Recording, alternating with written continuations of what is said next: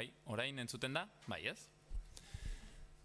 Bueno, hiru aldiz entzun duzuen kanta hau, ez da bakarrik badugulako lista reprodukzionean kanta bat, da delako ekotopaketen kanta, eta aitu duzu hemen esklusiban, hau da, lehenengo aldia ateratzen dugula publikoan, eta ikusi dugu jendea unkituta, beraz, bueno, mil esker. Kanta horrek izango du bere ibilbidea, orain atera dugula bizketi isilpetan, ekotopaketetarako, baina seguro gaude izanen duela ere bere oi hartzuna etorkizunean. Bueno, mil esker etorri zaretaren guztioi.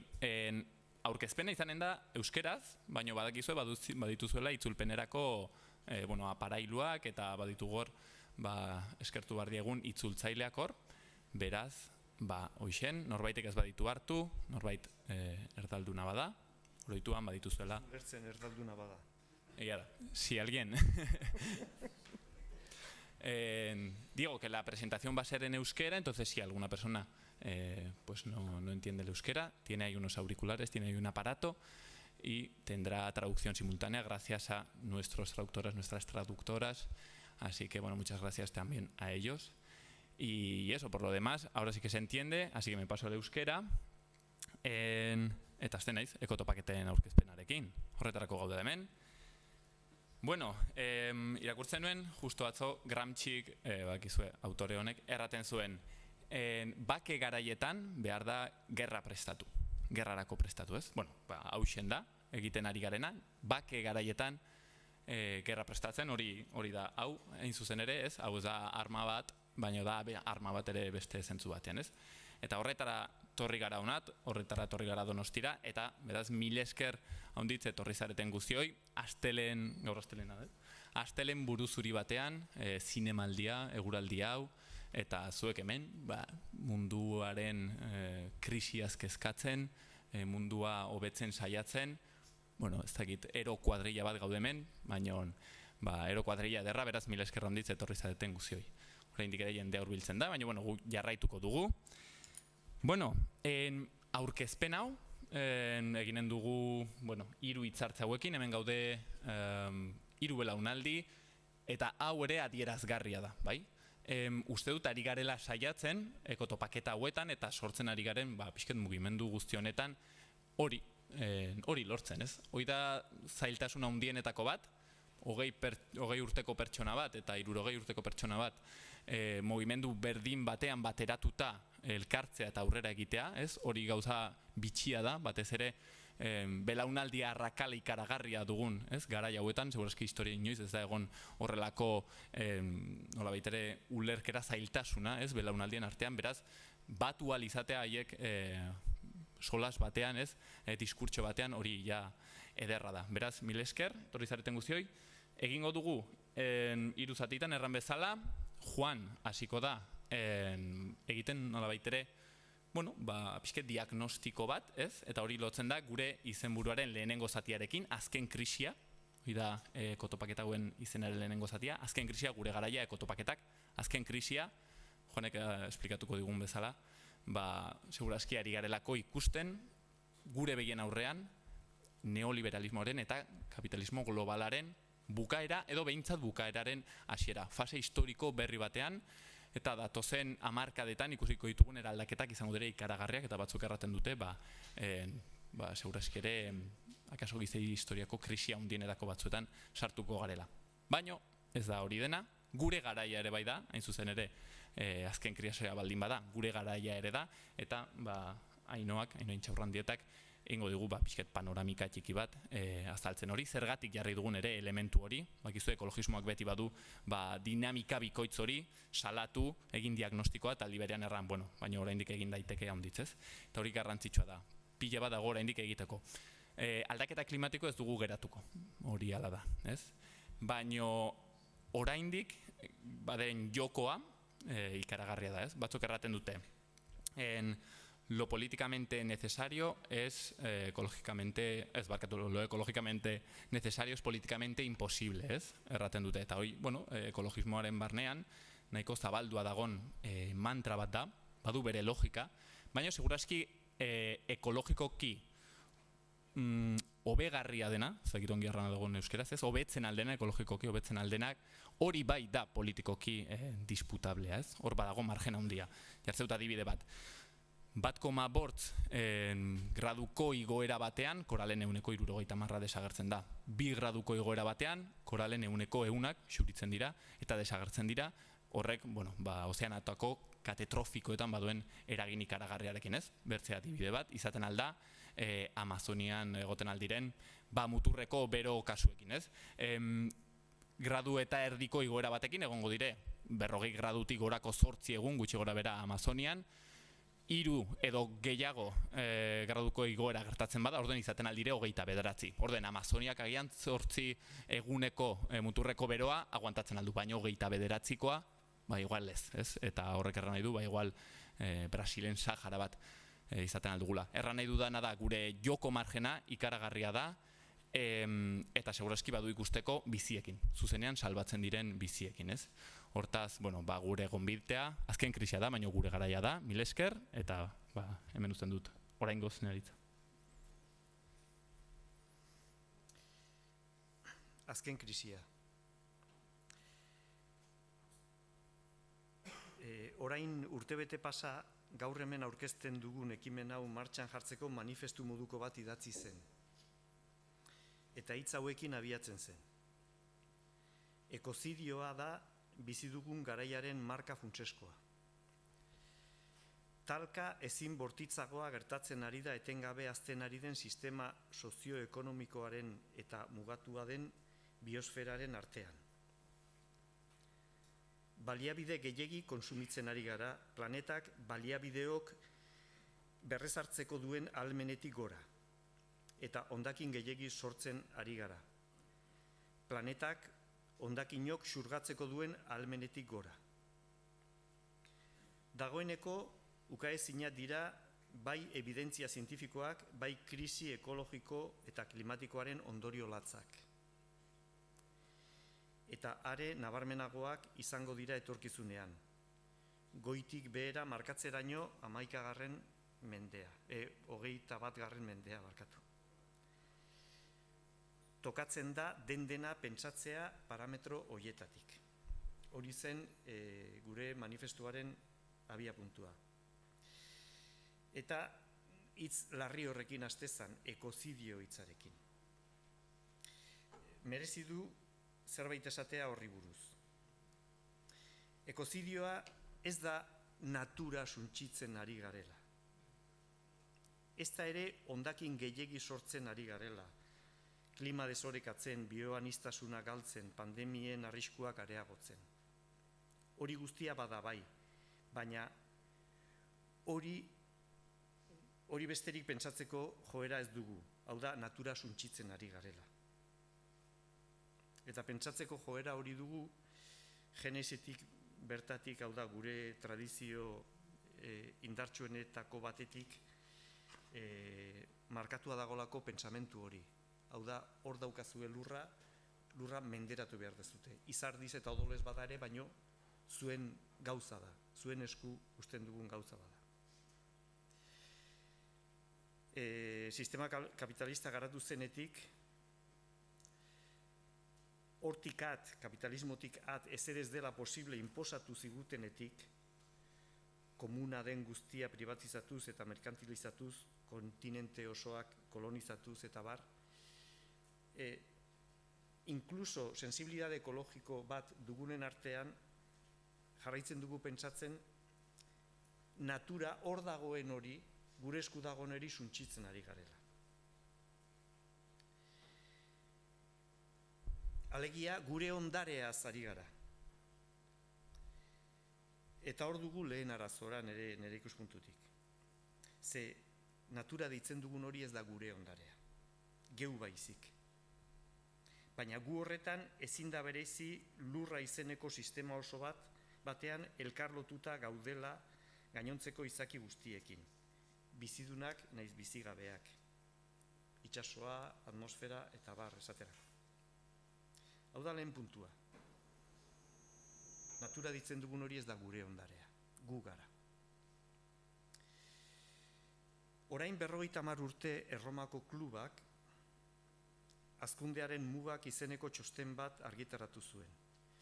Txosten hori MITek, Massachusettseko Teknologia Institutuak idatzi zuen. Txostenaren emaitzak konfirmatuak izan dira hurrengo hamarkadetan eta baita gaurkotuak ere. Beste txosten batzuk datuak eta bar gaurkotuz publikatuz joan dira. Eskuragarri daude, Wikipedian eta bar. Hango lehen informe hartako 3 esaldi aukeratu ditut hemen ekartzeko. Lehenengoa da. Zenbat eta gehiago hurbildu planetaren muga materialetara, orduan eta zailagoa izango da arazoari aurre egitea. Orain dela 50 urte esandako esaldi bat. Bigarrena da. Zoriaren edo hondamendiaren eskuetan utzi beharrean, plangintzaren bidez oreka egoera razional eta iraunkorra lortzeko ahalegina egin beharko litzateke. Ahalegin erabaki hori oinarrituta egon behar du norbanakoen, nazioen eta mundu mailako balio eta helburuen oinarrizko aldaketa batean. Eta hirugarrena azkena, gaur egun desorekatuta dagoen eta modu arriskutsuan hondatzen den mundu egoeraren zuzenketa azkar eta erradikala da gizateriaren lehen egitekoa. Ahalegin goren hori erronka bat da gure belaunaldiarentzat eta ezin diogu ondare gisa hurrengo belaunaldiei utzi. Esan bezala orain dela 50 urteko hitzak. Eginkizunura, hau da, gure belaunaldiak, ni belaunaldi horretako parte oso gazte nintzen, hau publikatu zenean, orain dela 50 urte, baino nolabait belaunaldi horren parte bezala, onartu behar dut eginkizunura ez dugula inondik ere bete, eta orduan aurreikusi bezala gauzak okertu baino ez direla egin. Hau da, esatezena aurreikusiz zoriaren edo hondamendiaren eskuetan utzi beharrean, ez, ja utzi dugu zoriaren ez hondamendiaren eskuetan dugun egoera. Hau da, lehenengo gogoeta egin nahi nuena azken krisia aipatzerakoan. Orain bigarren eta nire azken gogoeta. Orain 50, 30 edo 10 urte ez bezala badirudi denok esnatu garela mende erdiko lozorrotik. Denok onartu dugula egoeraren larria. Aldaketa horri buruz nahiko nuke zerbait esan. Aldaketa hau da, orain dela 50 urte, 20 urte laukatuk pentsatzen genuen gauza hauetan. Orain badirudi denok pentsatzen ari garela. Gure inguruko gobernu guztiek transizio ekologikoari buruz ari dira. Ministerio eta guzti edo atal berezi badago gobernu guztietan, Europako gobernu guztietan izen horrekin gutxi gora bera. Zeren seinale da hori? Gobernariek beregan hartu dutela arazoaren larritasuna? Ala, hainbat faktore saiestezinek bultzatuta denbora irabazi nahi dutela, neurri kosmetiko batzuk hartuz jendea desmobilizatuta mantentzeko? Zer esan nahi du esaterako nuklearra eta gasa Europako energia berden artean sartu izanak? Joan den astean, Gipuzkoako egunkari irakurrinean, Teresa Ribera Espainiako gobernuko transizio ekologikorako ministraren eskuineko besoa hola aurkezte zen, izandako bati elkarrizketa eskaini zioten. Handik hartuko ditut ondorengo hitzak. Irakurriko ditut Diario Baskon agertu ziren bezala, naiz itzulpenetik itzulpenera ibiliko. Esate zuen. La causa principal es un sistema energético basado en los combustibles fósiles. Tenemos un sistema energético mundial basado en la combustión del carbón, petróleo y gas. El 75% de las emisiones mundiales de gases de efecto invernadero se originan como consecuencia de este sistema energético. Ahí está el núcleo del problema. bistan denez, ari da krisi klimatikoari buruz. Gure ustez ez da krisi klimatikoa da krisi orokor honen ezaugarrietako bat. Bueno, krisi klimatikoaren barnean diagnostiko horrekin ados egon gintezke. Jarraitze zuen. 140 países que representan el 90% de las emisiones mundiales han aprobado, bien normativamente o políticamente, que van a cambiar hacia la neutralidad en carbono. Si se cumplen estos compromisos, estaríamos en un incremento en la temperatura a finales del siglo XXI de en torno a 1,8 grados de incremento, que todavía es inaceptable porque tenemos que luchar por el 1,5, pero está muchísimo mejor de donde estábamos hace unos pocos años. Vemos lo que está cambiando en la respuesta internacional. Hay motivos para un prudente optimismo. Baikorrak optimistak izateko arrazoiak ditugula dio. Konpromiso horiek betetzen badira. Kontua da zein konpromiso klimaren inguruan, beste gai ez gara sartuko, klimaren inguruan bete dira orain arte, Kyotokoa, Parisekoa eta protokolo horiek guztiak. Pentsa genezake Europako gobernuek, non lobby energetikoek erabateko eragina duten, hainbestekoa delako transizio ekologiko hori haien neurrira egiten behartu dituzten, gobernuak jendartearen premiak lehenetsiko dituztela haien irabazien aurretik.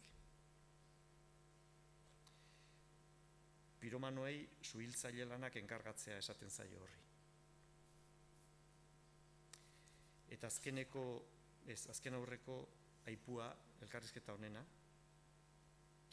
En los próximos 30 años el mundo se encamina inexorablemente hacia un sistema energético basado en las energías renovables y la eficacia energética. No nos queda otro remedio. No vamos a aceptar el suicidio colectivo, zioen. Inexorablemente, energías renovables, eficiencia energética, dio. Zer ezkutatzen du baikortasun horrek? Aski dugula orain arte egiten ari garen gauzak egiten ditugun moduan egiten jarraitzea hori bai energetikoki efizienteagoak izan da. Aski dela orain arteko automobila gasolinarekin ibili beharrean elektrikoa bihurtzea. Gure fabrikak ere produzitzen duten hori beharrezkoa den ala ez galdetu ere egin gabe energia berriztagarriekin elikatzea eta bar. Gertatzen dena da hori ezinezkoa dela. Fisikaren, termodinamikaren eta ekonomiaren legeak medio ezinezkoa da. Eta nahi baduzute horren esplikazio oso ulergarria eta bar, hemen daukazute liburu bat, Antonio Turielek idatzitakoa, Petrokalipsis, esplikatzen duena, fisiko eta matematiko batek, zergatik transizio hori ezinezkoa den. Amaitzeko, elkarrizketa honek zioen. El liderazgo de este proceso lo está llevando desde hace años la Unión Europea. Mundu mailan ari da, En una Europa de 505 millones de habitantes se ha disminuido un 25% las emisiones de gases de efecto invernadero, mientras que la economía, en términos reales, ha aumentado un 65%. Aipatzen du, nosotros somos responsables del 7% de las emisiones mundiales. Solamente China es responsable ahora mismo del 27-28%. Ez naiz hemen sartuko Europaren historia koloniala eta patriarkalarekin. Eta hori ez da 19. mendeko kontu bat. Gure egungo ongizatearen oinarria baizik. Ez da ere munduko 10 biztanletik bat baino gehiago ez garela Europan bizi, 10etik bat. Baina mundu pobrea gainontzeko gehiengoa, gu bezalako gainontzeko aberatsenekin batera gure atzaparretan zapalduta mantentzen ditugula. Zepo hori libratzea errealista izango den edozein planteamentutan ezinbesteko osagarria da. Badago beste mezu bat hitz horietan implizitua. Euskadi Irratian egunotan entzuten ditudan Eusko Jaurlaritzan iragarkien berdina duena, mezu berdina. Zuek lasai. Egoera kontrolpean dugu eta moderatuki optimistak izateko arrazoia ditugu. Soluzionismo teknologiko izendatu den ideologiaren leloa. Oraingo egoera katastrofikoa da. Ez dugu horren soluziorik, baina zientzialariek asmatuko dute zerbait, dena konponduko duena. Hitz horien eta kanpaina horien atzean ez dago jarrera inozo bat, maltzurkeria kalkulatu bat baizik. Eta ez bagara antolatzen eta mobilizatzen, borreroek muturrera eramango dute haien sistema suizida. Hori da dena.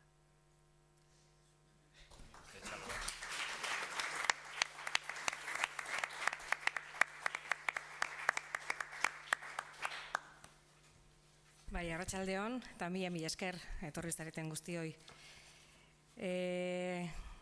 Esaldia bada potentea, ez? Azken krisia, gure garaia, eta zergatik diogu azken krisia gure garaia, ez? Azken krisia diogunean ez dugu esaten dalako, krisi ugari jasan ditu zibilizazioak, krisi ugari jasan ditugu guk ere, ekonomikoak eta bar, eta hau da, bizitza tokatzen zaigun azken krisia.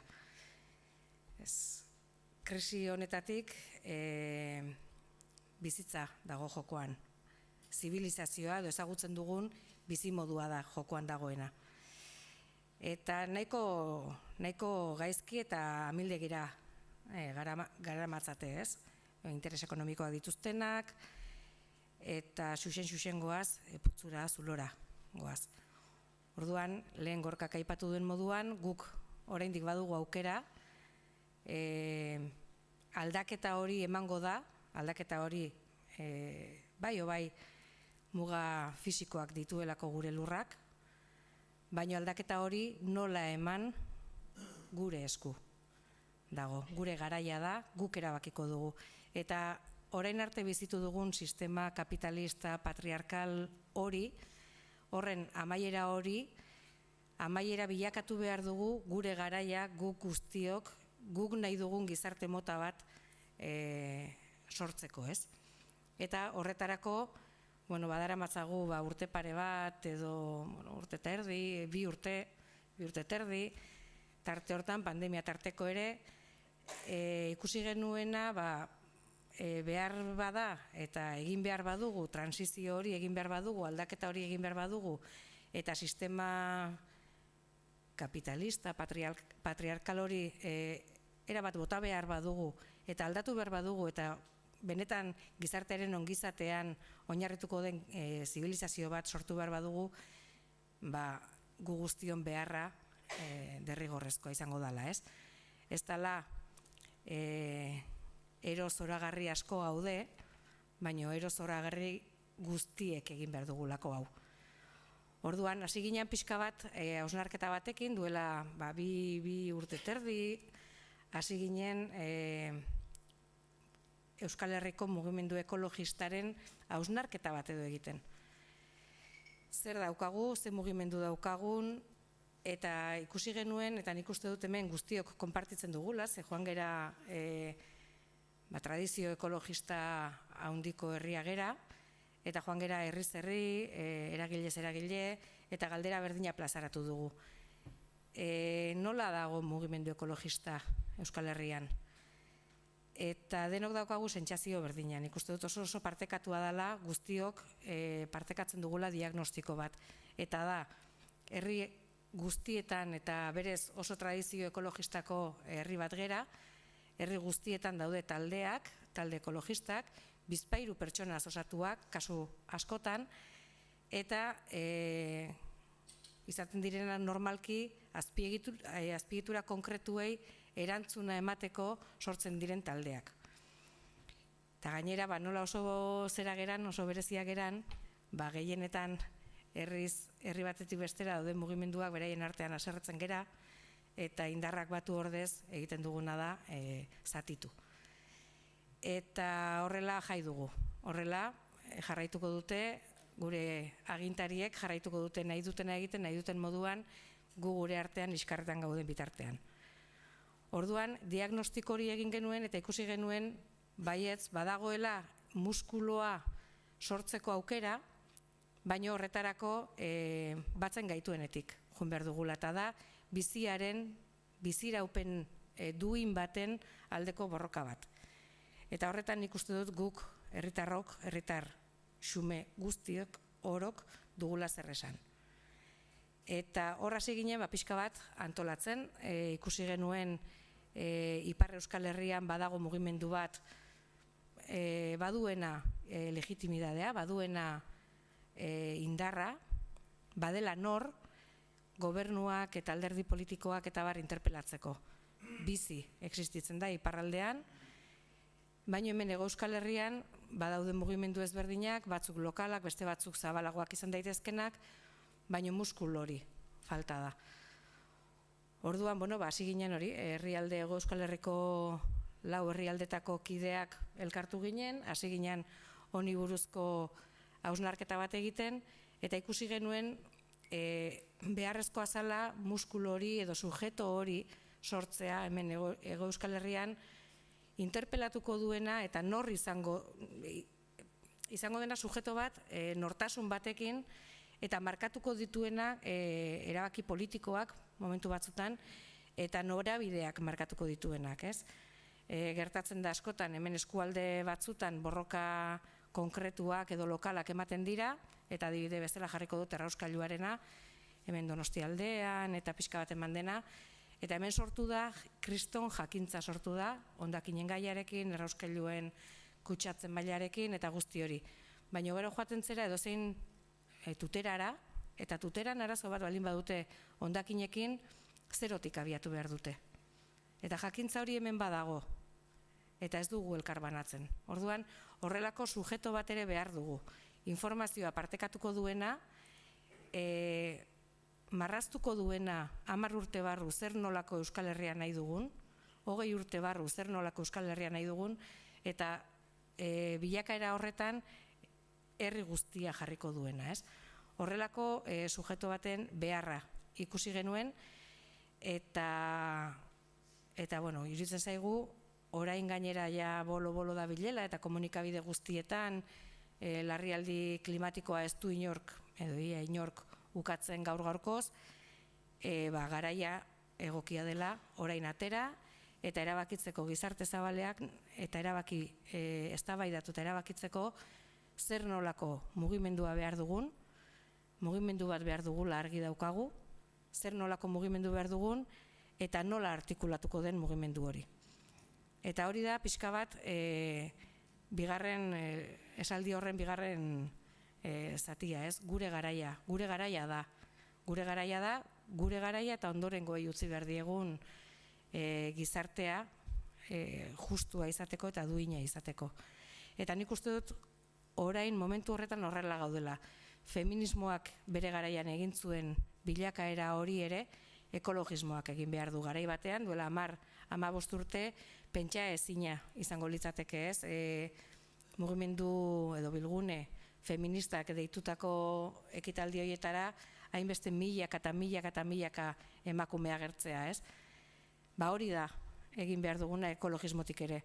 Eta feminismoaren eskutik joan behar dugu, eta gazteen eskutik joan behar dugu. Azkenean berdinaz ari geralako, bizitzaz ari gera, duintasun batetaz ari gera, patriarkadoaren kontra eta kapitalismoaren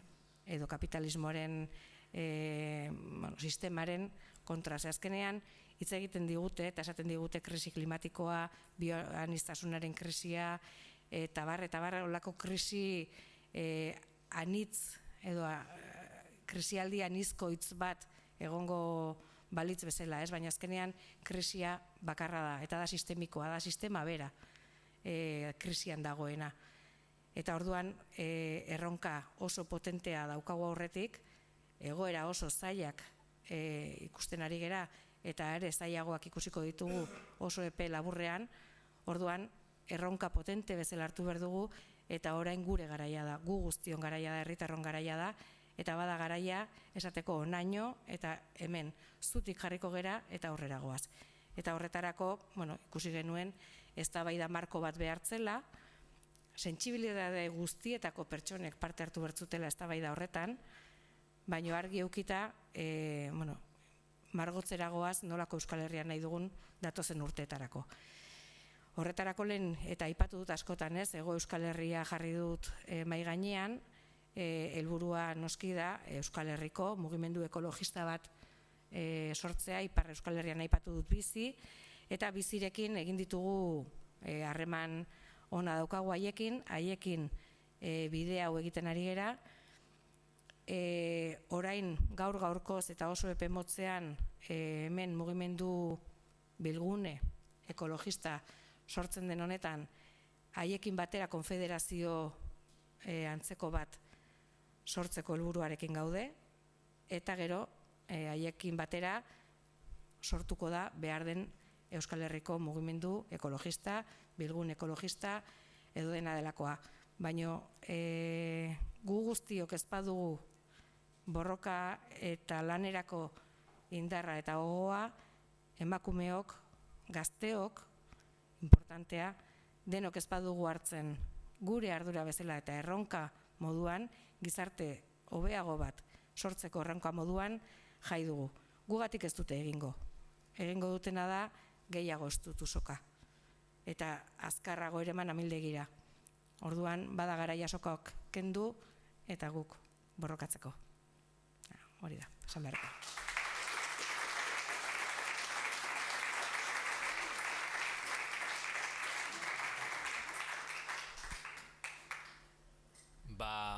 Ni orain iten dut zati pragmatikoena, eta da pixketeko topaketan beraren ideia batzuk, nozio batzuk bota, zer demonio antolatu dugun, zer egonen den egun horietan, badakiztue, irailaren 30ean eta urriaren 1 eta 2 Portugaleten, ekotopaketak, 3 egunekoak, ikusiko duzuen bezala, emai inguru pila batekin, gai pila batekin, musika ere bai, eta batez ere eztabaidatzeko espazio hori igande goizean, Inoak aipatu dituen gauza guzti hauek, mahai gainean jartzeko, ikusteko nola demonik ze uste dugun guzti honetaz, ez?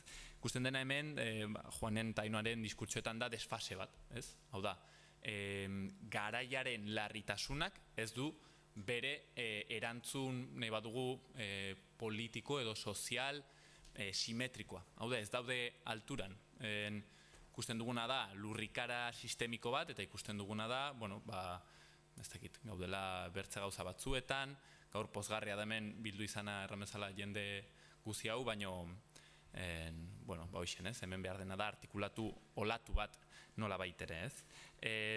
Azken krisi hartzen zuen bezala Inoa gaina da sistemikoa, ez? Eta nik uste da importantea hori ikustea, ez? Eta ekotopaketetan nik uste saiatu garela pixket hori mai gaineratzen, gai pila batekin, ez? Hasi ekofeminismotik eta bizitzaren garestitzera adibidez, edo makroproiektuen gaiak, eta barrez. Zeren, hemen begiratu behar dena da lurrikara. Hau da, guk usten bat ditugu etxeak erortzen eta bakarri joten gara eraikinetara aztertu etxea bera nola erori den, ez dugu ikusten panoramik, ez? Begiratu behar duguna da lurrikara. Eta lurrikara hori da krisi ekosozial bat, krisi zibilizatorio bat, ez? Eta bakarri modu horretatik ulertzen alditugu eta lotu Rusia-Ukraniako gatazka, Iesako urfalta, urtengo uda, historiako beroena, presioaren igoera, ez, edo 1000 eta bat gai. Horiek denek badute ari bat, badute tejido bat, lotzen dituena, ehundura bat, eta hori da azken krisi hori, ez. Hori jorratzeko, ze motatako gaiak jarri ditugun? Juan, pasatu favorez. Gaude arazo tekniko batekin. Ez dugu teknologiarik beharrik.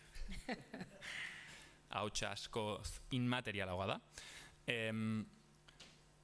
Orduan, ekotopaketetan erramezala, 3 egun, aipatuko ditut bakarrik mai inguruetan, badien itzaldi horien inguruko ideia pare bat bakarrik, hortziralean, harrera 5 da, bai, han, Sastraka gaztetxean Portugaleten, oroitu, aurkezpena 6 bertan, Sastraka espazio horretan, baita ere badago bertze espazio bat, merkatu espazioa, baina printzipioz egongo da dena zentralizatuan Sastrakan da kristoen espazio handi bat, eta hor, bueno, ikusiko duzu gune ezberdinak egongo dira aski interesgarria. Eta gero hasten gara ja hitzaldiekin 6:30. Batetik Jaio Herrero izanen dugu, beti super interesgarria, beti inspiratzailea, ez? Berak badu halako su berde bat ez dela inoiz akitzen, eta beraz, zoragarria da beti Jaiorekin kontatzea. Bertze hitzaldi interesgarri bat aipatzeagatik estraktibismoaren gaia, ez? Eta horretarako Dalila Argueta adibidez egonen da, Jasana ezagunagoa duguna, edo Leire Urkidi adibidez, ez? Leire Urkidik pixket zor ekologikoaren kontzeptu hori jorratzen, eta aipatzeagatik zerbait, Dalila Argueta bera da okerrezpanago Hondurasekoa, eta da, pues bueno, bakizue, han badire aktivista, ingurumen aktivista hondiz jazarpen egoeran egoten dire, eta errefuxiatuak bihurtu behar izaten dire, eta Dalila horietako bat da, eta beraz aski interesgarri izango da entzutea nola gure bizitza konsumistek lehertzen dituzten basoak munduaren bertze puntan, ez? Eta nola Dalila dagoen hemen, seguraski gure hiperkontsumismoaren gatik, ez? Bueno, hor bigai, larun batean, aipatzagatik baten bat, ekofeminismoa bera landuko dugu, ez? Mai inguru batean, Mirene Begiristain egonen da, Amanda Barrone, eta bertze ponente batzuk, eta beti nola ez, gero eztabaidarako aukera, por supuesto, eta baitere bizitzaren garestitzea. Gai aski premiazko hori inflazioarekin zerikusia duena, zerrari da gertatzen, ez? Zergatik igotzen dira prezioak, ze lotura du honek energiarekin, materialen eskasiarekin, ez? Kate guzti hauen austurekin, kate globalen austurarekin, eta barrez. Arratsaldean, aipatzeagatik baten bat interesgarria, denak die super interesgarriak, krisi ekosozialaren aurrean nola antolatu lana eta enplegua, gai aski interesgarria, ez? Ematen bada eraldaketa hori ez da Sastraka, hor ez direkotu. Konbentu bat dela. Konbentu bat dela Konbentu. Sastraka. Konbentu hoia. Esplikatu hemen gaztelaniaz dagoela. Jarri zazu pantalla osoa. Hor jarri dugu gaztelaniaz. Bueno, denek uste dut hartu duzuela gitaraua, daude gaztelaniaz eta euskeraz. Ez dute denek esplikatu hor daudela. Hor sarreran dituzue gitarauak, bai? Jartzen badu ekotopaketak da euskeraz, eta jartzen badu ekoenkuentros. Orduen, bakoitzak hartzea, hor baduzu informazio guztia, eta erraten nuen bezala, larun bat arratsaldean, lanaren beraren eraldatze horren inguruko ideiak eta eztabaidak, ez?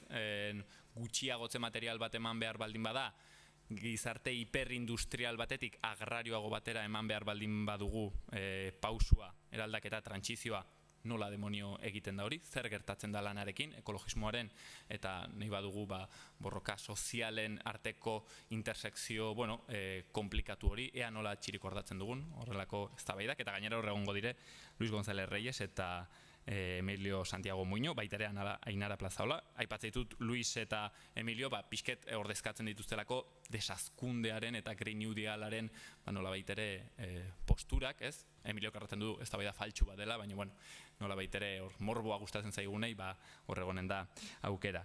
Zer nolako trantsizio ekologikoa nahi dugu Euskal Herrian, aski interesgarria, adibidez azken aldian egon diren berriztagarrien inguruko eztabaidekin, ez, ekologismoan badutela, eta izan beharko dutela beren tokia, energiarena, krisi klimatikoa, nola ez, bioaniztasunarena, eta baita ere gazte mai inguru bat egonen da, gazte ponente batzuekin, zeren naiz eta guk ikusi genuen egin genituenean gure deialdiak, badagoen sesgo bat, ez, adineko sesgo bat, ez da eman Ego Euskal Herrian ekologismoan belaunaldi aldaketa bat, ez, naiz eta hori ala den, kontziente gara horretaz, eta horrek aldatzen du ondizkontua. Zeren guk nahi duguna da, ireki, ez, ateaten ditugu gonbidatu etortzera gazteak, gazteak ein handi batean izango direlako pairatuko dituztenak etorkizuneko kalteak, eta gainera haiek hartu beharko dituzte, ez, nola baitere honen riendak, eta haiek ez badute egiten, baina norke egiten duen. Eta, despreziatu gabe bertxak, ulertzen duzu erran nahi dut, gazte jateak ireki barzaiela. Eta gero, igandean, gauean kontzertuak, eta igandean aipatu dugun eztabaida hori, bai? Josemi Zumalabe elkarteak dinamizatu eta moderatuko duen eztabaida, ea nola antolatzen dugun, ezagit 70, 80 pertsonako eztabaida bat, galdera horrekin. Eta honen bitartez ere luzatzen dizuet zuei, orain emango dugun eztabaidan, ez? Da, behar aldu Hego Euskal Herriak tresna berri bat, behar du nolakoa, plataforma bat da, eragile bat da, ez da ezer behar dena da akaso mugimendu bat, saiatu artikulatzen kanpaina bat, nola ikusten duzu zuen kontua, ez? Bueno, guzti horretarako, eztabaida igande horretan. Eta, bueno, bakarrik xehetasun pare bat, izena ematearena, jartzen baduzu ekotopaketak bilatzailean, interneten agertuko zaizu olako webgune moduko bat, han baduzu informazio guztia eta izena emateko estekak. Izena emateko jarri dugu formulario bat, betetzen duzu formularioa, erranez, ze egunetan joango zareten, ze otordutan egongo zareten, eta bar, eta listo. Dena ordaintzen da bertan. Hitzaldiak eta guzti hori doakoak dira, eta otorduetan jarri dugu prezio orientatiboa. Hori dago, da aski kontzeptu interesgarria, guk proposatzen dugu prezio bat, bai? Baina ez da itxia, ez da fijoa. Eta, bueno, bakoitzak bere ahalmenen arabera, edo bere beharren arabera, jarriko du gehiago edo gutiago. Eta bertzerik gabe, ekotopaketen kontuarekin hori, eta bukatuko da nola baitere ekitaldi itxiera batekin, mobilizazio txiki batekin, baina, bueno, merkatutik mugituko da, Portugaleten bertan, mobilizazio txiki bat, eta bukatuko da itxiera batekin, seguraski musikarekin, eta bar, eta ea zer aderatzen den eztabaida horretatik. Eta hain zuzen ere, hoi da hemen luzatzen dugun galdera, ez? Zuek nola ikusten duzue krisi ekosozialarena, ikusten duzue Hego Euskal Herrian falta dela zerbait, nola artikulatzen aldire gehiengo ekologistak, nola bihurtzen alda ekologismoa nahi badugu hegemonikoa, ez? Edo, bueno, ze iritzi duzue guzti honen inguruan, zer sentsazio. Aipatu, hain zuzen ere uste dut etorri direla Fridayseko hemen gure kideak, justo 23an okerrezpanago, baduzulako Global Strike'a, ez? Eta akaso nahi baduzu igo, eta aipatu, edo hortik, bera? Hortik badagu mikrofona. Mikrofona. Behira zetxukun. Bueno, altzatuko naiz. Kaixo, ni nire naiz, eta naiz Friday Surfitxurreko parte.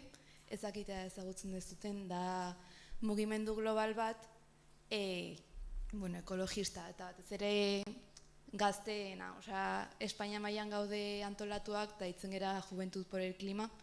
Eta, baita esan nahi nizuen, mila esker hau antolatzeatik zen iruduz zait oso interesgarria, azkenan esan dezutenean baita ere gazteak eta jende handiagoa elkartzearena guk ere ikusten dugu, gu azkenean asko mugitzen gehala Instagrametik eta Twitteretik, eta orduan azkenean iristen geran publikoa ere jende gaztea dira, baina azkenean guztiok egin beharko dugu zerbait.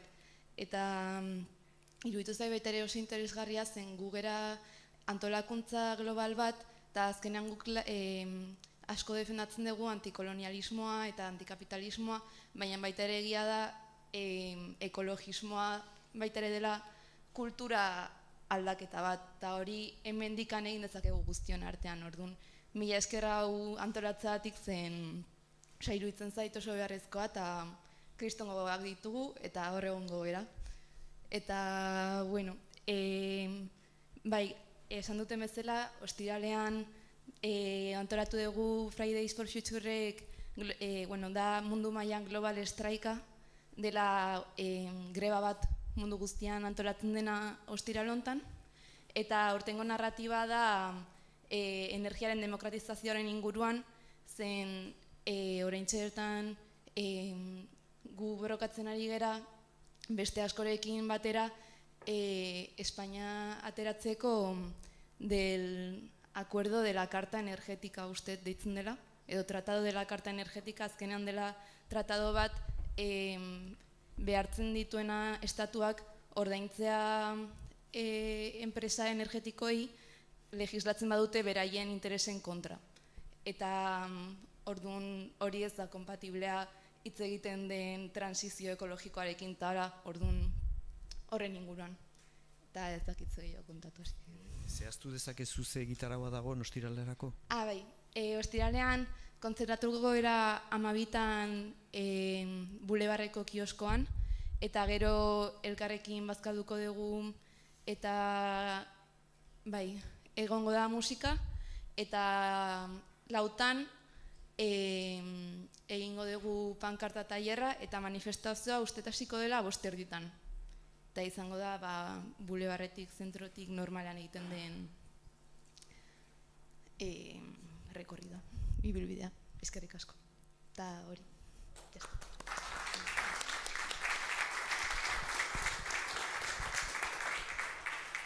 Nik gauzatxo bat esan nahi nuke, eta da sare sozialekin gu nahiko gaizki gabiltza. Ez dugu TikTok. Instagram eta TikTok eta lehen aipatu dituzte horrelako batzuk, fitxatua zaudela, neska. Gu nahiko lan dugu. Eta hoxen, zabaltzen dugu mikroa, bota zuen iritziak, iduritzen bazaizue kakazar bat hau, bota ere lasai, iduritzen bazaizue, izaten aldela, ez dakitez, ilusionen atzailea, izaten aldela hau inflexio puntu bat, akaso, Ego Euskal Herriko dinamika politikoetan, ere bai, hori nolabait ere azpimarratu, eta ni bakarrik aprobetxatu eskertzeko ere bai Fridayseko jendeari, zeren uste dut handitzetan nolabaiteko superioridade moraletik jendeak epaitu dituela, eta errandua hau da movida politiko bat eta ez dakizer, eta nire ustez, hemen 2022an, segurazki historiako despolitizazio handienaren garaian gazteak 2018an nola altxatu ziren ikaragarrizko manifestazioak egiten eta lortzen aldaketak, aldaketa praktikoak, hori da nik uste sekulakoa eta eskertu hartzaile eta goro ipatu hemendik, ez? Eta nik uste dut batzutan jendea ez dela sobera, ez dakiten, ez duela sobera burutan adibidez, borrokatzea 1,5 graduko mundu batengatik hori dela zuzenean kapitalismoaren egiturari kolpatzea bere puntu gogorrenean, ez? Akaso ez zaudete adostu ez duzu egon barrik, ez? Baina nik ala ikusten dut. Eta, ez dakit, momentu batean kapitalismoak KPI-aren araberako soldaten igoera, akaso onartzen aldu, ez? Ez dakit. Baina 1,5 graduko mundu batek suposatzen den eraldaketa estrukturala onartzen aldu, posible da hori sistema kapitalista batean? Nik uste dut ez dela posible. Horrek erran nahi du, borroka hori dela erabat antisistemikoa, ekozidioaren kontra izateaz aparte da hori ba, ez? Mundu imperial, sistema imperial kapitalista honen kontrako borroka bat. Bueno, hortxean uzten dut, eta mikrozabalik.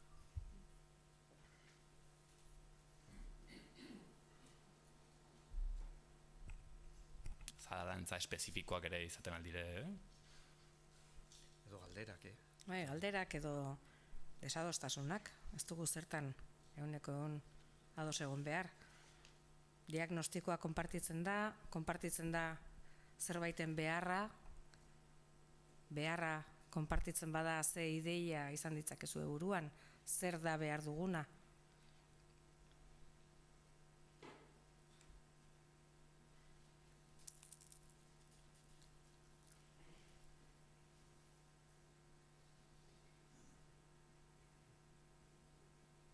Lana konbentzituak.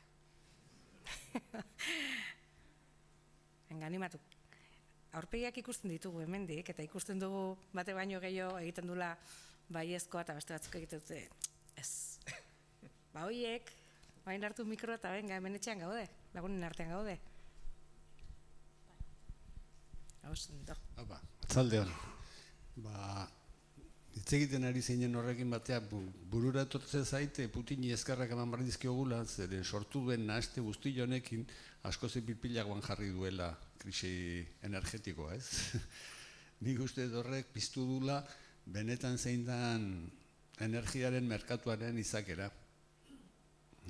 Nola zelako dependentzia zegoen, orain arte ez genekiguna, ze sortu dan gero danak pentsatu, gu salbu gaude, Argeliatik datorkigu gasa. Talaka batean, buelte ematen dute Saharakoarekin eta Argeliako gasi gabe geratze gara. Gasolina baino garestiagoa da. Geologismoaren izenean gero eta kotxe erabilpen murriztatua dago. Bigarren eskuko kotxeak igoera ikaragarria izan dute, berriak oso garestiak direlako. baina gero kotxe zaharrarekin ez zaintzera hirietan sartu. Orduan esatezu, bueno, zertan geratzen gara hemen. Ez? Dan horiek burura etortzen zaizkit, esan dituzuen gauza guzti horiek entzun da, alde batetik, itxura ematen dute, konpondu nahi dutela zehozer, baina azken finean gu gara. Egoera honen aurrean egin genezaken oraingoz, nik ikusten duen abintza da pagatu. Beste igez. Zeren gero aberzinek kaso egiten digun. Pagatu, diru ordaindu, vamos.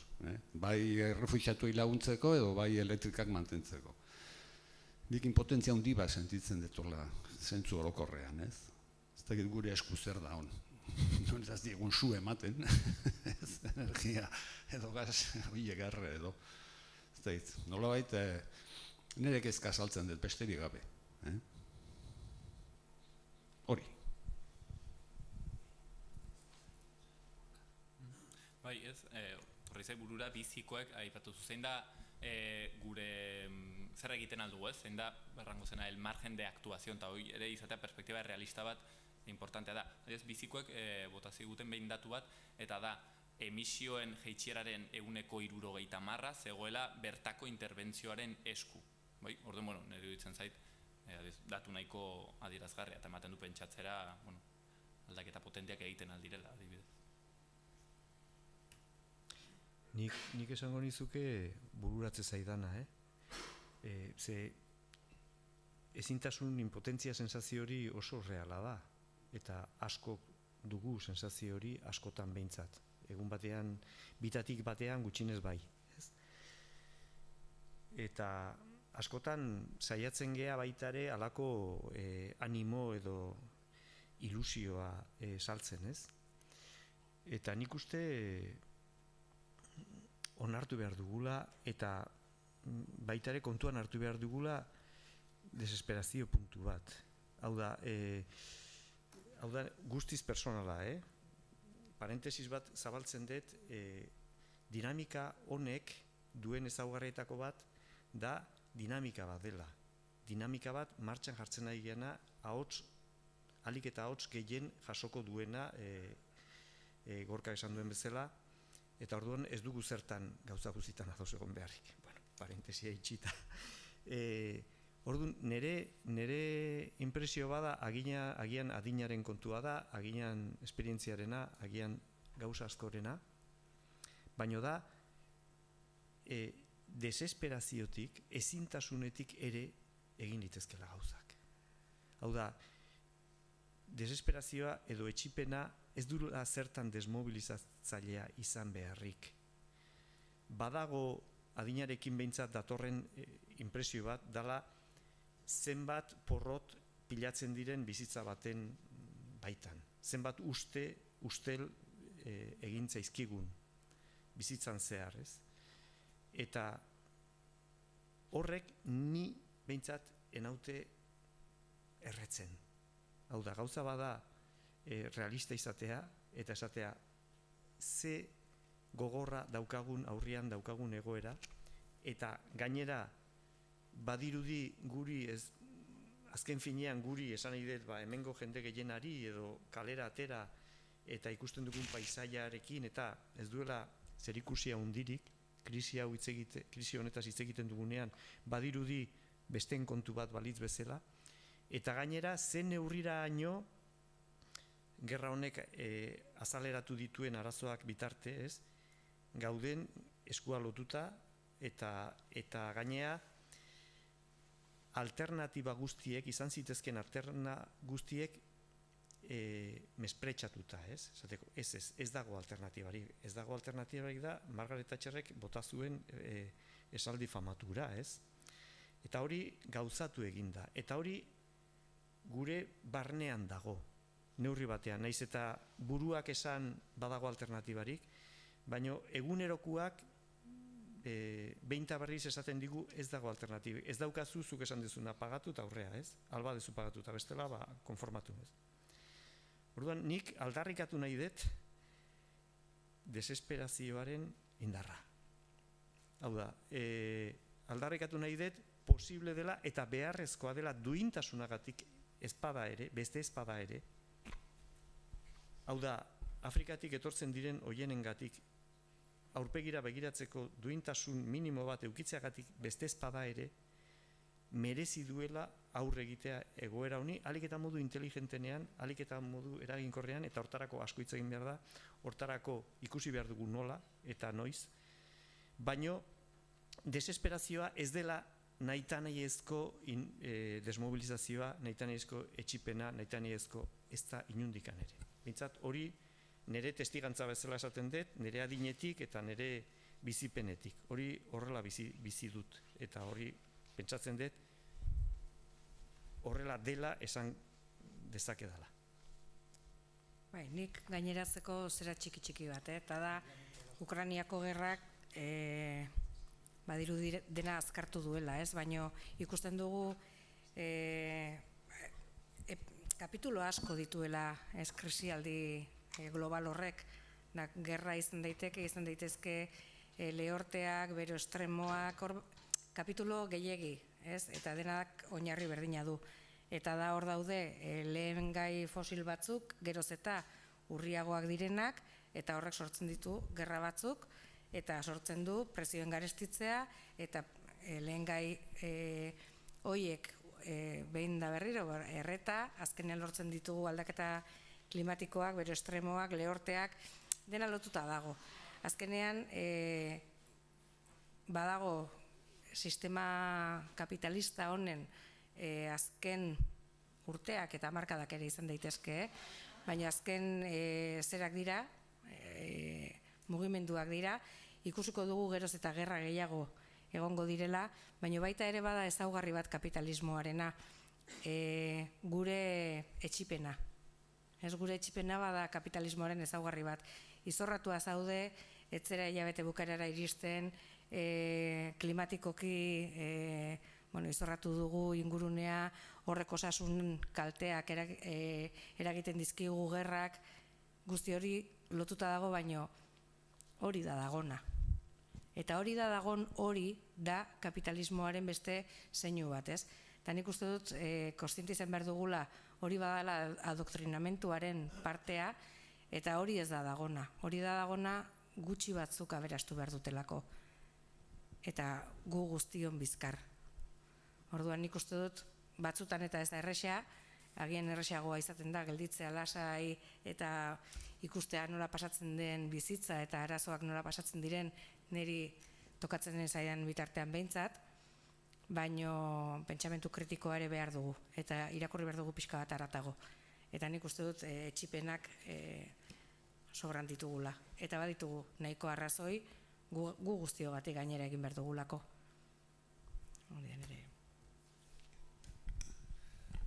Hasi nahi zen ez igual gustartze jote. Era bat adoz, esan duzunarekin, desesperazioa oso latza da, oso hitz potoloa da, ez?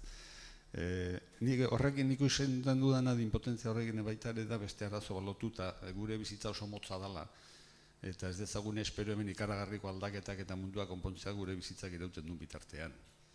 Gustatuko litzaiguke, baina hainbat kasutan ikuste hori ez dela gertatuko, baizik itxaropenak gertatzen ikusten dugula gure ondoren datozen gaztuientzako eta Twitter eta donorik erabiltzen dituzten horiek bidea pixka bat zabaltzen, edo beraiei bultzatzen. Nik uste itxaropena hor da, hola. Zeno, gero bestalde etxai desesperatu bat oso peligrosoa da, eta irtera bat utzi bertzaio, edo jota txikitu bertan, ez? Eta hori, eta gero uste ez dakit, amerikano batek etzun esan behin edoren, que es la ekonomia, tonto, edo horlako zeo zer. Hauteskunde batzuetan, ez? Nik uste azken finan ekonomia dala. Es el mercado amigo, igual. Es el mercado amigo. Vale, bueno, azken finan hori aznarrak ere esatea zituen, horreko txorradak, ez? Azken finan hori da. Nola mozten duzu kate hori, ez? Hortan gare. Besterik gabe.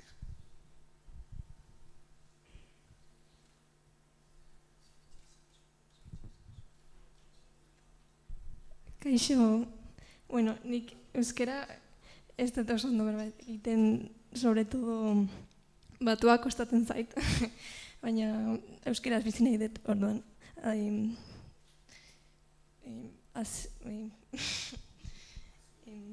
Intentako dut euskeraz berba egiten.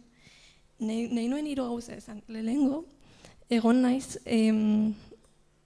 abuztuan olako ekotopaketak moduan zeo zer, baina Espainia mailan izan da Sorian, sobremesa deitu da, eta izan da aste bat, eta horrela justo superantzekoa da.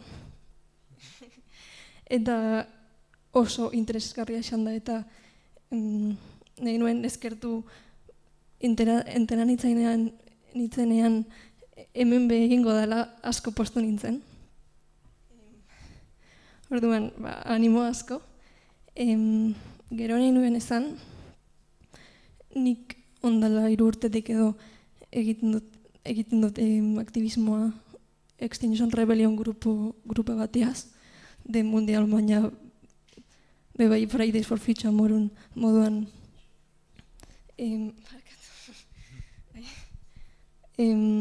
zabaldu dena, eta hori jaio da estudio handi bat egin da gero. Estudio bat, movimiento sozial ondala 100 urteko estudio bat. Eta hor jakin aldegu ze movimiento hobeto funtzionatu dauden. Orduan, konklusioak izan dira batetik, cambios real bat lortzeko behar dugu 3,5% soziedadea mobilizatu. Orduan, 3,5% pertsona mobilizatzen badugu, cambio real bat euki aldegu. Eta gero, bebai, beste konklusio bat izan da, ondala 30 urtetik borrokan ari geran modua, ez da oso ondo funtzionatzen. Orduan, behar dugu bizkat cambio bat, eta resistenzia zibil edo akzion direkta, baina beti violentzia gabe, ze bebai jakin da violentza gabeko movimenduak euren gola erofina probabilidade gehiago daukatela lortzeko. Eta azkenean ja urrengo asteazkenan dago txarla bat Facultad de Educación, Filosofía 11:30, eta etorriko da mutil bat bebai honetaz berba egitera krisi soziala eta zelan mobilizatu goinken hori kanbixateko. Hori eta sobre todo bebai komunidade akademikoak eta zientifikoak zela mobilizaten ari diren mundial mailan. Orduan horreta ere gonbidatzen dizuet, eta ongo Fridays for Future bebai ongo viernes tegitzelan euskiran ez den bebai oso ondo egongo da, eta asko gonbidatzen dizuet. Eskerrik asko.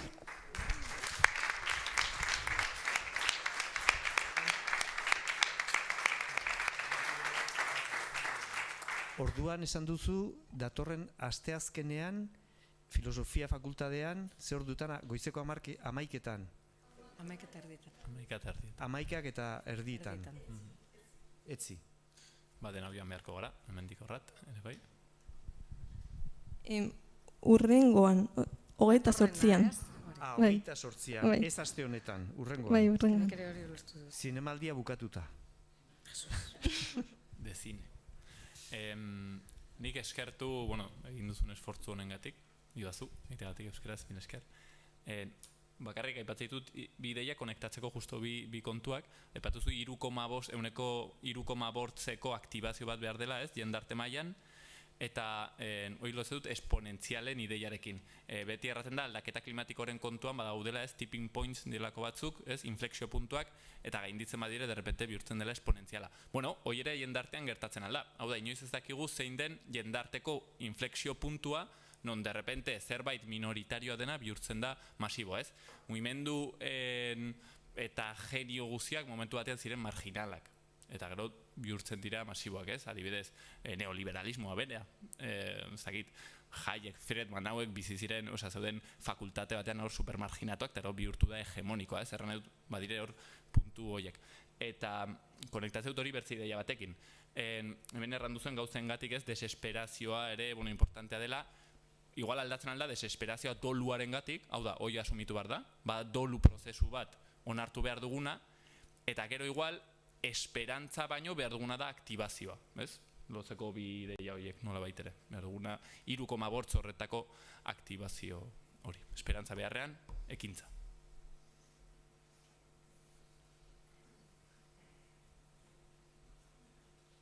Azken aukera. Oida, Matin, 5-10 minuto eta ixten dugu. Bai.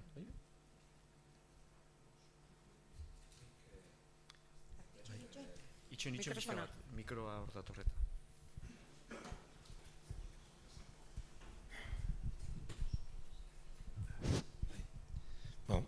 Nahi dute galdera oso zehatzak, ados erranden guztiarekin, eta batez ere desesperantza sumitu behar dugula, eta alere horrere izaten aldela indar sortzeko zerbait, hortan asumitzea egia hori, eta beste oso luzea eta zaila den zerbait da, nik ikusten dut oso zaila dela aldaketa egitea. Ez du aipatu dugu bai kapitalismoak eta egiten duena, baina kapitalismoak ere gugan eta jendengan sartu duen individualismo izugarri hori da. Bakotxak pentsatzen du nik neri egitea nahiko da eta bar, eta hori oso zaila da, baina behar bada merezi du dena den, edo gutxi gelditzen zaiguna mundu honet, gutxi gelditzen zaigunari hemen munduan, merezi zaigu, ala uste dut nik bizitzen dugun gelditzen zaiguna sentitzea, saiatzen ari garela beste zerbait egiten, naizta ez dugun ikusiko, hor dinamika horretan egotea da ikustea, horra ipatu da eta etorri zaigurura. Hori dena nire galdera zen, bilduzate talde desberdinak, persona desberdinak eta ze elkarte edo organizazio edo dira ere parte hartu behar dutenak edo lagun bezala agertzen direnak. Ez dakit, Greenpeace adibidez badakit badela norbait Greenpeacekoa eta hor hitzein behar dutela, Extinction Rebellion hori ere bai, ze beste mugimendu edo personaiak, edo Jaio Herrero eta aipatzen duzu, baina Euskal Herrian unibertsitateko jendea edo bat dira Euskal Herrian eta zeinekin kontatu duzu edo ez dakit merezi duen erratea, baina behar bada horrek ere animatzen du jendea ibiltzera. Ez izlarien artean baizik antolatzerakoan nonbait entzun dute urte betez ibilizatela xoko guzietan bilatzen jendea eta Bai, importantea erratea honen atzean ez dago erakunde bat, bai? Hori bai. Hau ez du antolatu ez dakit ze erakundek, bai? Hori argi gelditzea. Bai egon dena da jende ezberdina, erakunde ezberdinetakoa, baina hau ez da egin, ez da inorretorri erakunde tituluarekin. Nola baitere, ez? Sukarrori eta ekologistak martxan eta beren sinadurekin egin dugu hau, ez? Jende etorri da maila pertsonalean. Hoi bai, jendea, efektibamente, hurbildu dena, bazuen bere militantzia esparrua. Bazen, adibidez, Baztango aroztegiako jendea, nibera erdiz bezirekekoa, HT gelditu mugimendukoak, Sukarroriakoak, Bizkaiakoak, ekologistak martxanekoak, eguzkikoak, Araba bizirikekoak, frackinaren kontrako mugimenduetan Greenpeace, bertan. Greenpeacekoa ere bai, Lorea Flores, erraustegiaren kontrako mugimenduetakoak. Eta gehiago instituzioetan sartuak direnen personak, unibertsitatean adibidez, eta hola, ez da hori individualki naiz izan.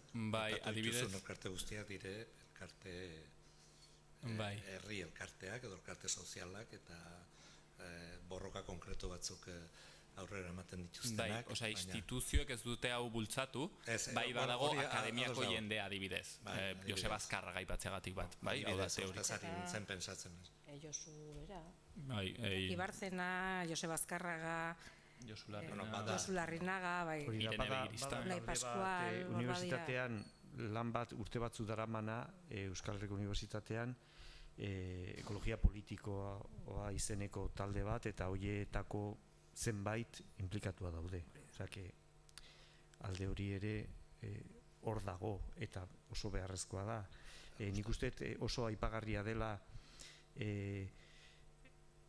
Extinction Rebellionen inguruko adar edo atera den hoietako bat dela rebelión científica deitutako adar hori, esateko askotan erabiltzen da halako argumento erabateko bezala zientziaren hitza, ez? Zientifikoak esan dute, zientziak esaten du, zientifikoak baino esaten du, zientziak esaten du. Hau da, beti dago botereari atxikitako zientzia hitz larriekin esaten dena, ez? Eta zientzia ez da existitzen, zientziak existitzen dira, eta zientzien barruan baitan daude alegina handiak, eta gaur egun krisialdi ekologikoaz hitz egiten ari bagara eta denok onartu beharra dugun honetan zientzialari askoren lanagatik ere bada.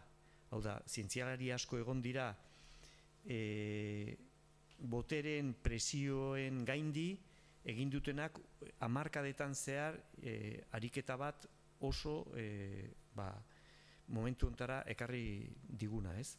Eta orduan hori ere hor dago, horrekin ere kontatu behar dugu eta kontatu beharko dugu, ze bestela halako zientzia hitzalarri horiekin botereari atxikia beti izan dan bezala, baino gaur egun ere gertatuko dena eukiko dugu. Eta oso importantea da zientzialari askoren iritzia ezberdina eta batez ere eraikitzailea, hau da, arazo tekniko pilakin topo egingo dugu, arazo tekniko pilekin, ez?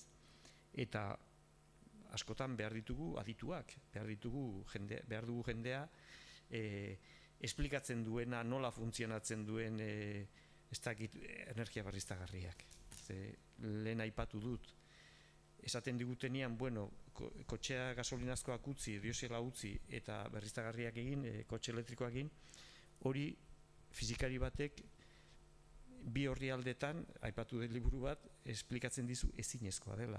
Eta hortarako nien eiz aditua, berak esplikatu behar dizu zer dela eta hori ezinezkoa den, ez? Hori da lehen maila batean, informazio maila batean.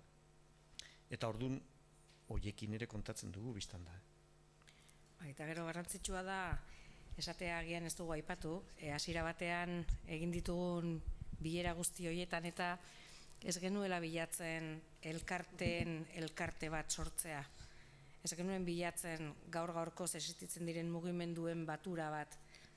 Baizik pertsonena, badakigu eguzkiko kideak, mugimendu ekologista edo bilgun ekologista bat sortze bada, badakigu eguzkikoak edo gurasosekoak edo ez dakit zein hor egongo dala. Horiekin kontatzen dugu badakigu bizitza guztia daramate borroka honetan. Ez genuen eskatzen eguzki bezala, gurasos bezala, ez dugu eskatzen elkarte ezberdinen batuketa bat. Eskatzen dugu gizarte zabal baten parte hartzea. Eta gizarte zabal horretan, egongo dira, gaur-gaurkoz militatzen dutenak eta gainera, esparrua dutenak ere bai, noski esparrua dutela. Bakoitzak bere mugimenduan, bere esparruan eragiten jarraitzeko. Baina zerbait gehiago sortu behar da. Eta horregatik norbanakoengana joaten ginen, zalantzari gabe, badaukanak ja sentsibilidade puntu bat, gehienak, bagaude mugimendu ezberdinetan. Ez gera bapatean, aterezatu dugunak. Baina bai, nik uste dut eragile guztietako kideak daudela, baino pertsonal mailan. Mikrofonoa, bestela atzekoak ez duten zuten. Hori aipatzen nuen, eta dudik gabe egin beharko dira kantu bat sortu da, eta publikazioak eta egin beharko dira, eta liburuak, aldizkariak, filmak, denetarik, eta jende zerbait sendoa eta beharko da, hor lan bat egin. Bai, baditugu. Ideologo oso onak. Nik aipatuko nuke... Zabaltzeko ideiak. Bai, noski. Eta baidatzea eta gaur egun fase honetan oso importantea iruditzen zait. Lehen, ez daki zure izena barkatu, neska zutik hitz egin duzuna, nahiak aipatu duen hori, hau da, adin bat dugunok batalla askotatik gatoz. Batalla askotatik, batzuk, beste batzuk, eta barrez. Eta orduan, Gorkak ere aipatu du dolu baten beharra, ez? Egoeraren larriagatik, baino baita ere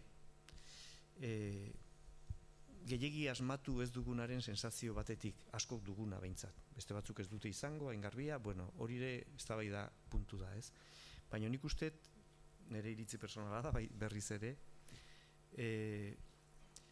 badala momentu bat, pixka bat ondoa jo ondoren arnasa hartu eta begiak edo hortzimuga zabaltzeko eta esateko, bueno, agian beste modu batera antolatu, beste modu batera gidatu behar ditugu gure urratsak, ez? Eta beste modu batera, eta beste modu horrek ez du inor kanpoan utzi beharrik. Hau da, norberak egin behar du bere balantzea, adin bat dugunen artean, bere balantzea maila horretan, ez?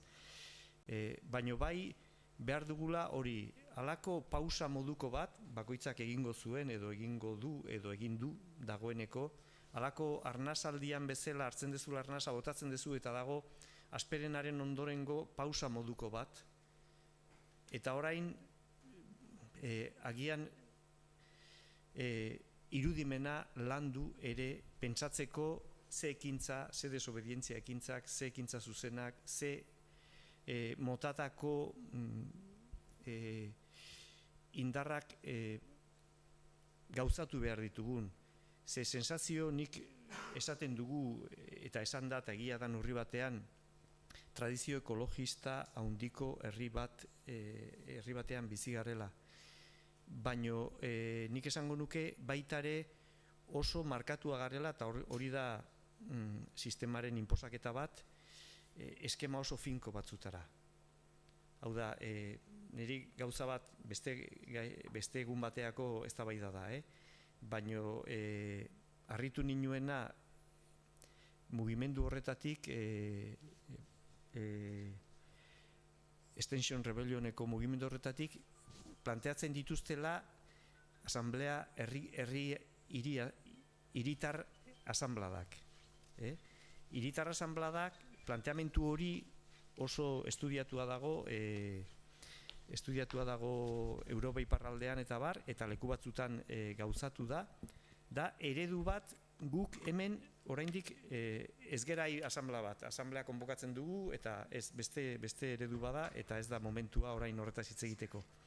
Baina baita politikoki ere, hemen oso itxiak, nik behintzat inpresio hori daukat, oso itxiak gaude egitura oso zurrun batzuekin, ez? Alderdi politikoak, sindikatuak, mugimendu eta barrez, eta horiek beharrezkoak izango dira, ez dugu besterik, baino ustet irudimenari ere buelta batzuk eman behar dizkiogula, kontuan hartuta kale hori, ibiltzen ari garen kale hori kale itxu bat ere badela.